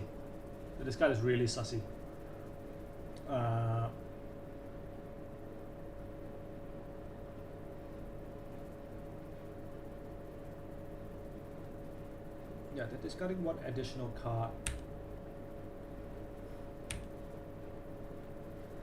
Okay, so what is the play here? So we obviously ritual click 1. Like so these things have been like in the have been stuck in these remotes 1 and 3 for the past turn. No action on them, and like the corp has elected to just honestly just do some random shit. Like I'm not even sure. Like this is not a good petty cash, I don't think, right? And Ice Archives is good, and then the click for credit is sussy as hell. So what this makes you think is that there's a Regenesis sitting around here somewhere. Okay? I think that's a strong read that's being given off. So your option is to run Archives into a non-spin Doctor, or check servers 1 and 3.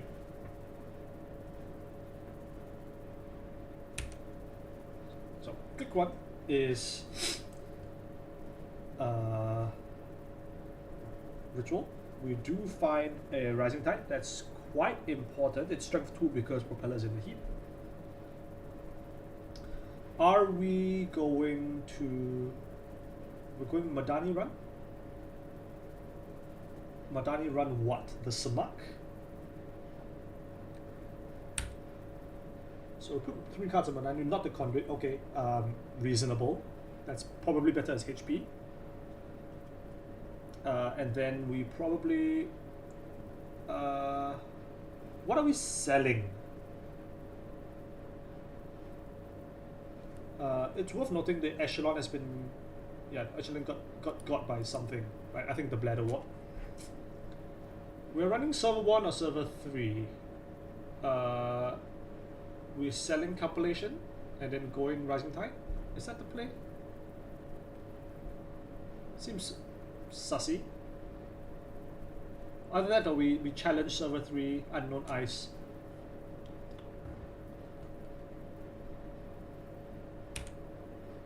We're overclocking, jeez. Okay, that means it has to be server 1, right? Oh no, Archives. Okay. I don't know about this one.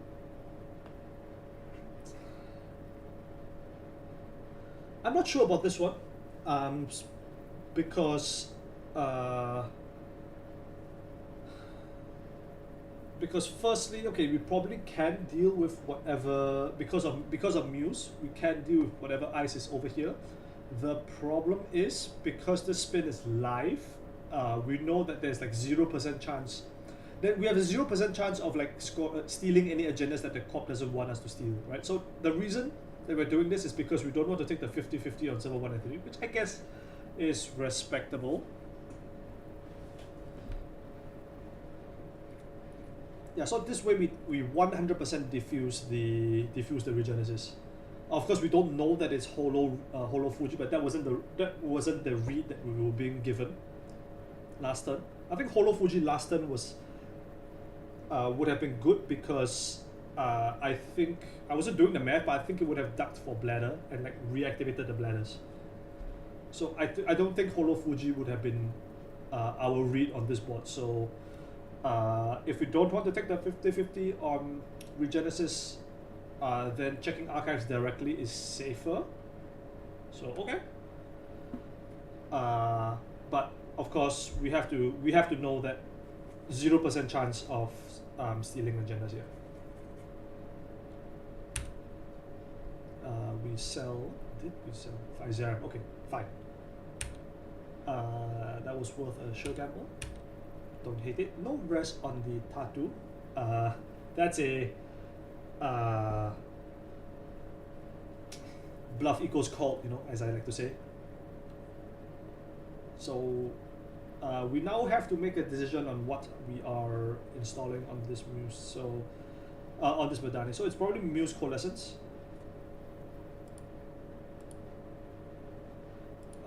We have a chip remaining, so we are not scared of losing echelon access. We will have like all 3 breaker access, so I think Muse Coalescence is good here.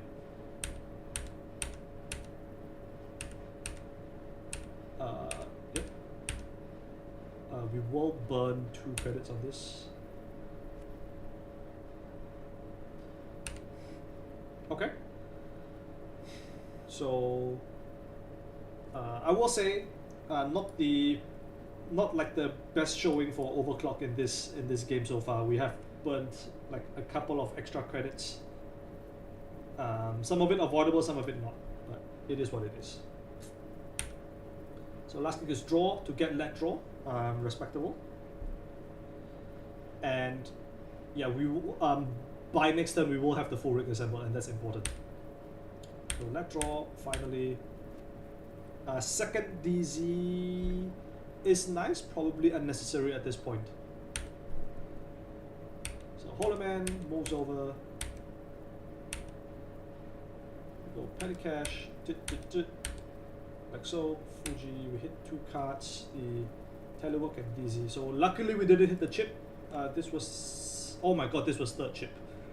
We would have had to use a Muse for, are we out of Muses? We are not out of Muses. Yeah, we would have had to use the 3rd Muse for Echelon if that got hit. So we did get a bit lucky there. Rising Tide comes out now, yes. There we go. Okay, so Holoman is now the threat. It's still an unknown ice on server 3. What is the play? The score is 4-0. We are technically in regen range because there was a discard at end of turn.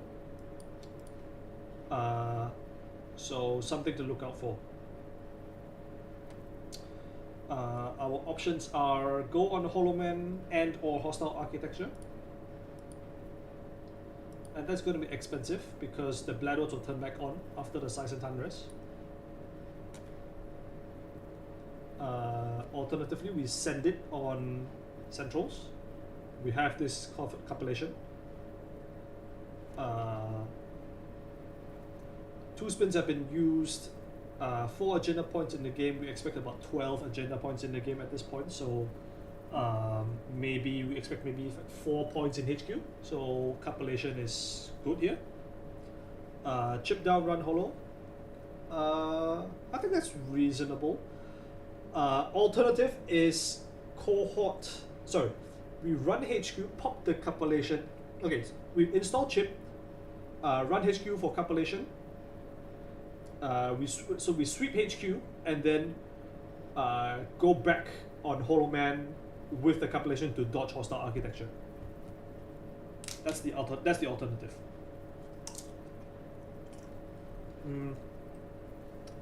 Expensive, yes. Definitely expensive, but maybe we can make it work still. With 8 credits after knick-knack. Okay, go gamble, alright. Run HQ. Seems good. We go to fermenter, and we expect to knock some cards out of hand by stealing or whatever other means, and there's no fart down, so that's good. So no rest. So these are very unfortunate tattoo bowlers, I must say. And we will cut, right? Yeah, we need to break ice on the hole. That's correct. So we cut. So we go hybrid, and logic. So that was a sick. That was a sick ass.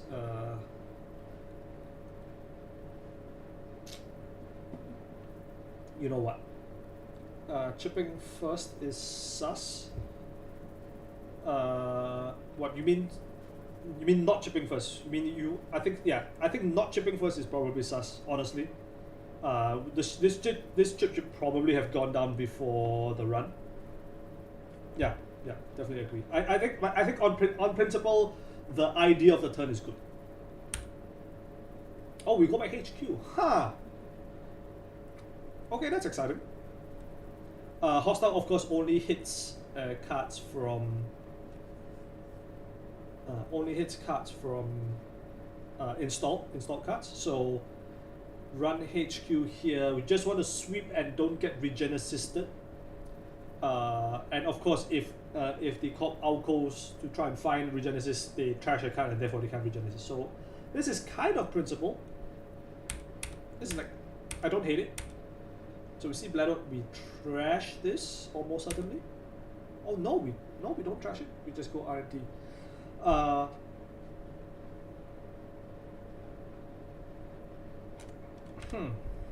That's interesting.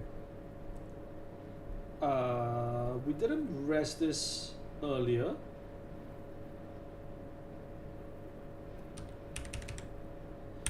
So we see this Bladder Wart.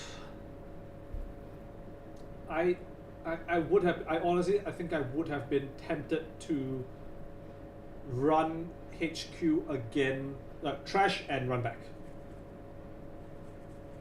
I think that's more principle, because if, like, for example, if the regen assist, because we did steal 3 agendas in a row, but that doesn't speak anything as to what the last card could possibly be, right?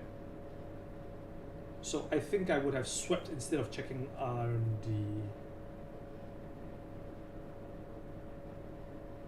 Yeah, I think I bled. I think I trash bladder and run back. Like running R&D is like, like it's not terrible because like very, but the punish is if the 1 in 5 gets dodged, right? Is the problem.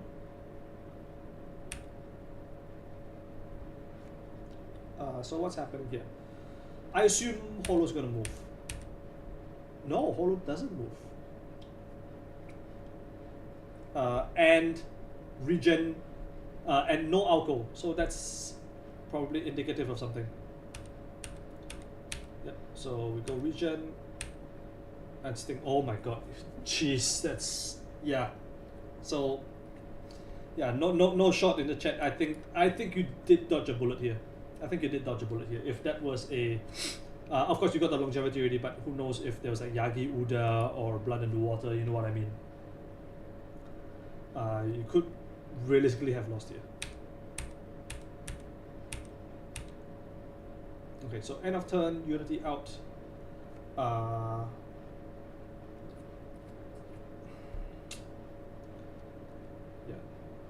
So I think. Yeah, so like in cases when the Holo is out and you have the ability to score to When the corp has the ability to use the Holoman, especially with their access to the agenda access with the alcohol trigger, whether or not it's a regenesis or otherwise, right? I think you have to either deal with the Holoman or deal with the ability to um, get agendas. So you don't want to go on the Holoman, which is reasonable because of the hostile, but I think like you had to paralyze the ability to actually score, and that involved like getting the 100% sweep of HQ. It was like unlucky that you missed the 4 out of 5 on the regen, but I think you had to make absolutely sure.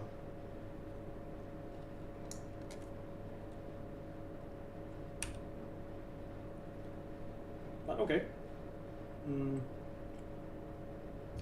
we just do we just conduit here? We know all of HQ now, right? We know Bladewalk flies water exactly.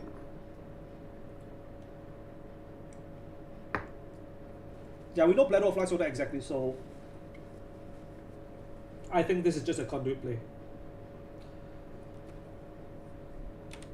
Yeah, there we go. It's time to send it. So go eat that. With 4 cards in hand, we are safe from like almost everything, basically everything except except Sting. Even Sting is fine. Yeah. So we trash that. Goes in 2 fresh, regen. Take that. Can't say nothing. And we'll have 2 fresh here. We have good odds because there's only 1 Fuji in the game, and this is like really important because we will see 3 fresh. It's not a full R&D lock because they can alco and draw through, but the regen and okay, yeah, 2 agendas is fine, or the last Fuji is fine as well. We did air stole 6 agendas to win the game, huh? Crazy. GG. Ah. Yeah, that was definitely a hard attack moment. So yeah, lose the R&D draw, correct. I think the way that you ended the game was probably correct. You picked the correct time to go conduit. I think my notes would be over here. Like, I think you go. Okay, this. Yeah, this turn. This turn, I think we look at it, we analyze, and we evaluate that we are not scared of Saisentan on this board, and therefore we can challenge this cohort. And then the Samak gets res, and you say this hand is too good to lose 3 cards to. I mean, reasonable. And then we go on this Saisentan. We go on this Fat, which I like as well. I think like the entire reason we ended up giving up the board is because we leave this bladder one. I think if we overclock the bladder wart, we wouldn't have had to resort to such a desperate R&D conduit maneuver later on. Yeah, but we let that one go. I think it ends up doing about 3 damage throughout the course of the game. Yeah. And over here, I think we end up going on the cohort, which is probably okay. Yeah, so going on the cohort here is fine, because we kept the overclock, right? Blah blah blah. Yeah, we could have like, split up the muse and the. We could have split up the muse and the propeller here, but that's like an overall like a minor thing, right?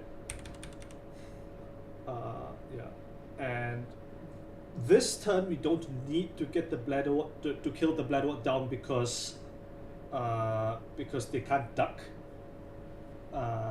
But it ends up biting us eventually because because of eventually the hostile comes down. Triple credit bladder trash. I mean possible, but like I feel like we didn't need to credit bladder because like we are sitting on this knick-knack and we have a bunch of things to feed to the knick-knack, right? So we don't even need to resort to that. Getting that draw, sure, yeah, but you know.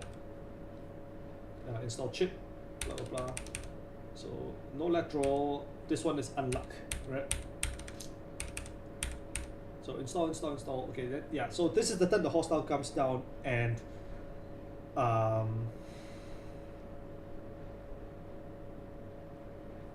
yeah, it's hard for me to evaluate objectively because we know like what or where all the cards are, but over here, yeah, running the spin is like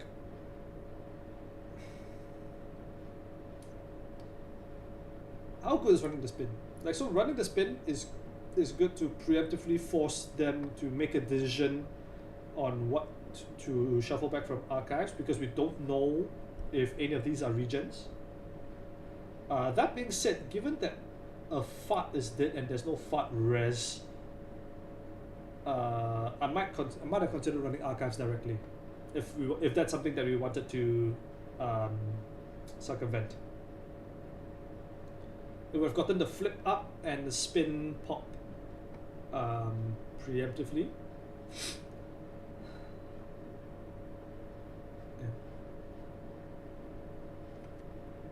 Yeah, but it's around here where we make the conscious decision to go on cohort over the bladder warts, where we completely lose control of the board, and then we have to resort to winning on centrals.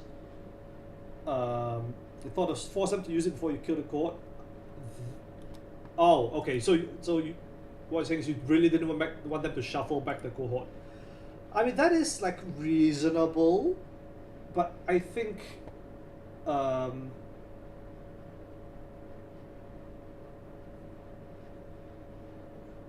Yeah, I think Alco definitely wants to be shuffling back cohorts where possible, but there's like 4 phase downs in archives already, and I have to believe that. So what is it ended up being a double face down shuffle anyway, and like who knows if you read archives, it would probably have been the same thing. It would have been the same thing. You get to flip these 2 up and like completely and diffuse regen for the turns, which means that you care less about server 3, right? Yeah, this and then this anemone. So we go on the court and then the hostile gets rest and it's like ugh. And like now you're taking 2 bladder wart damage, and the board is like we're like a little bit stun locked. We're thankfully not totally stun locked because we have knick-knack keeping us afloat, but I think on a little worse draw, like the game would have been like super bad. Like imagine that the muse or the cup, let alone both, right, got hit on that. Got hit by these bladder warts. I think we have just completely spiraled out of control. Like if the compilation didn't come down and eat the cohort, and yoink the cohort without going through the hostile, right?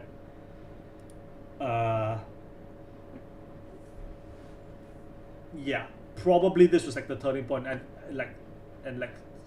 these exact 2 cards surviving is what saved it, if you ask me.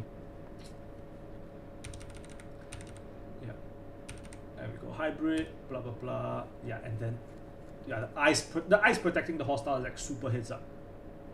Because if that didn't happen, and again we won't actually know. Actually, we can check. Whoa! What the? That's a flashbang. Apologies. So what's a submark? Interesting. So go bladder, cohort. Oh, sorry. Of course we blah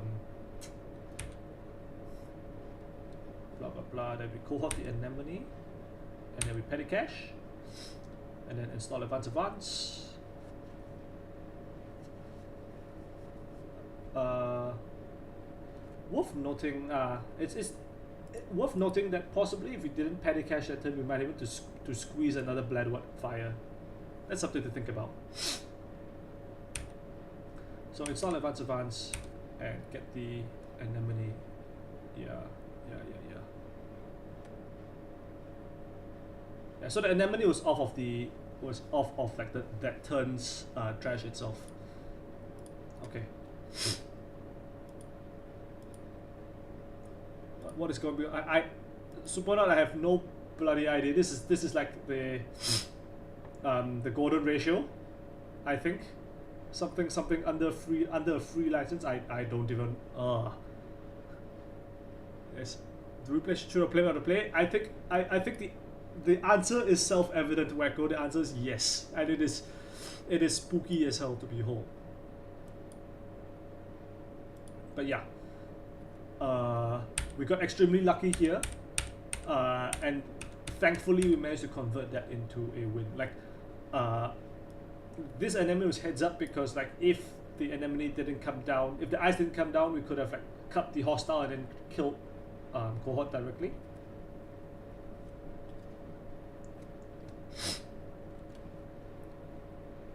Yeah, but you can see like leaving this Bladewat did end up costing us like 2 damage. 2 damage in this stretch, and then it led to this board situation. Oh no, yeah, Wacko, this is absolutely not me. I have no idea what the hell this is. I can barely count.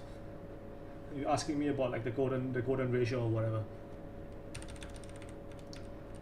Yeah, so from here it's like super.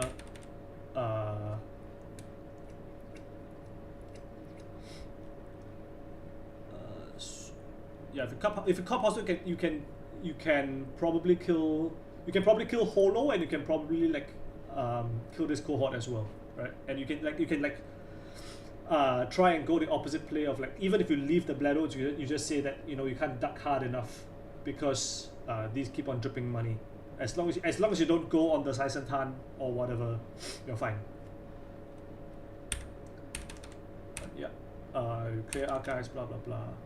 I feel like over here, Corp could have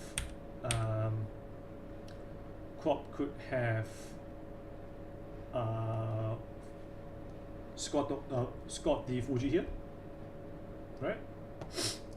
6, 7, 8. We go to 0 credits, which is spooky for sure. But you have Bladewats and hostile taking, and you get the lockback down. So I think an opportunity was missed. Yeah, I feel like actually over here. I see. Because of the spin pop, they felt like they had to dump cards instead of doing holo. A little bit greedy. Yeah, so no alco. Yeah, no alco. But yeah, if they Fuji, they'd have to discard 3 cards. Okay. Yeah. So I they probably baited themselves a little bit with the spin res. Follow the golden ratio. You can throw a steel ball through any barrier. I will take that advice, I think. But yeah, from here, like your only recourse is to win on centrals. Eventually, you get a really good capillation fire,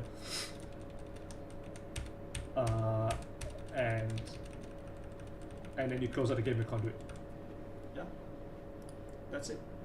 So I think the main lesson here is like in like the Bladewat Alco matchup, you have to respect the Bladewarts a little bit more than you have to balance the amount of respect that you're giving to the different assets, right? I think you over prioritize the cohorts in this matchup. Like in these 2 Alco games, I noticed that yes, in general you prioritize cohorts, rightfully so, but I think there is like a limit, and I don't know like how good in general the lab deck is at contesting boards, but I mean it feels to me that with Azimuth, you are an Azimuth, right? Yeah, with Azimuth, you should be able to. You have the option or the ability to focus more on board control, and it feels like in both games you didn't really manage to accomplish that. And a part of it is, of course, more careful resource management, and like sequencing, I suppose. Yeah, I think that would be the main takeaway here.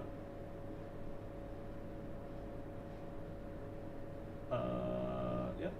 Other than that, compilation is good tech. 5ZRM did what it needed to do, I guess.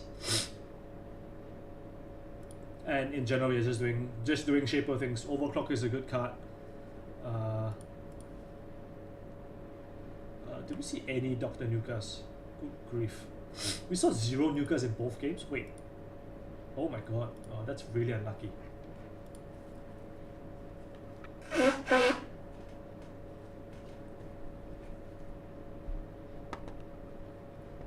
Yep. So yeah, that's all for this replay, I guess. I hope that was of use. Well, I guess not just to Quad Lava, but just everyone in general. Stuff is happening here. Tempest against London. That's exciting. Speaking of exciting, it's the other thing I was checking out. Cobra, the UK Nets standard main event is tomorrow, of course, right? But I wanted to check. Yes, the UK Nets team tournament. I wanted to check out the team names. What's going on here? I think the Tiebreakers has a team here, but I'm not sure which one they are. We have the classic X People's Front and People's Front of X. I'm not sure if these are EA Sports. Oh, never mind. EA Sports, pronouns EA Sports. Very good. Plasterers armed as a protection. I think there's another one. Team Soup. Okay. Yeah, there's the People's Front. Wait, People's Front of Reading People's Front, and Reading Popular People's. Okay, okay, something's going on there. An eagle, falcon, and a parrot fly into a bar. Very good. Robin and the Hoods, Queer View. Wait, this is an EA Sport. This can't be an EA Sports team. Can it? I don't know. Popular Front. Wait, how many Reading fronts are there? What the heck? Someone needs to give that. We need like a tier list of Reading fronts. I don't know what's going on there. Oxford C team, North South Divide, Scottish Matters, Empiricist Children. This is an Emperor's Children reference, I'm pretty sure. Charm Inoffensive, Yumi and My Guards. Okay, these are Living La Costa Loca. I like this one. Sakura Over Advanced Build. Some of these names are good. Some of these names are pretty good. I think the ones from Worlds were better, but I guess there's only like 22 teams here. It's like, a lot less, a lot fewer teams. All right. Is ABR down? Yeah, it looks like ABR is down. But yeah. Those are the reviews.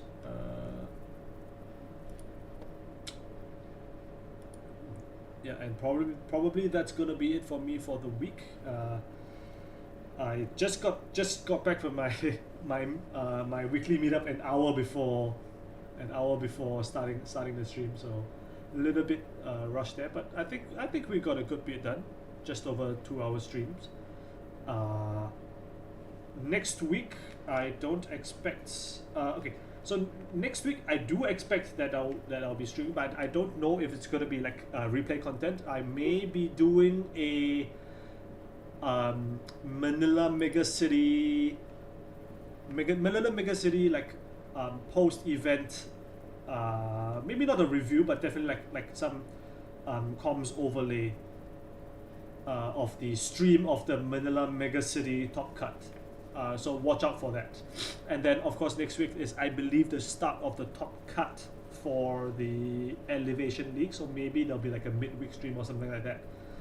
will definitely update you all as to when my next online timing is. And other than that, I think that's it for me. I'll catch you all next time. Always be running and all that. See y'all soon.